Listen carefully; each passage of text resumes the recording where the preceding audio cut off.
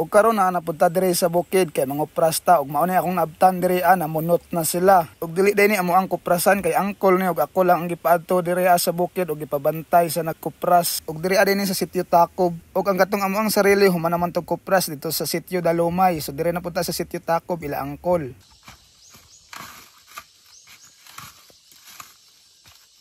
O kaning nga trabaho gidali ni kay napay apason atong trabahante dito sa pikas na pud nga kuprasanan. Ug mao ni sa angkol gibuak na pud niya ang buong nga lubi kay dalaon ni sa pugon unya kay para malugit na pud pag-abot didto. Ug ingon ani ang proseso sa pagkupras among kalubin-an diri sa probinsya. Pagkahuman anig buak unya sunay maghakot ani para dalaon sa pugon. Ug karon na diri ang atong mga kupras sa pugon. So kita diri nagputol tag kahoy kay para atong iluto sa atong kupras. Ug kani atong kahoy tama-tama na pud ni siya makaluto sa atong kupras.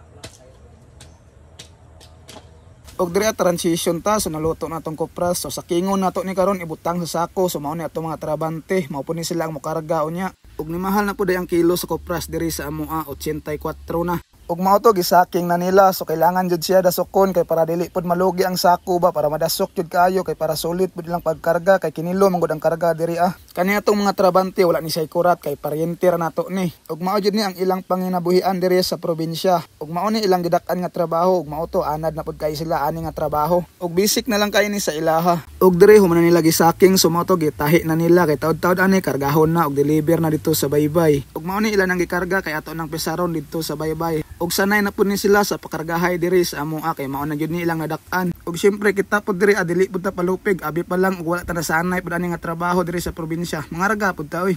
Ug mao ra to diri lang tataman ug kita-kit sa next upload. Bye.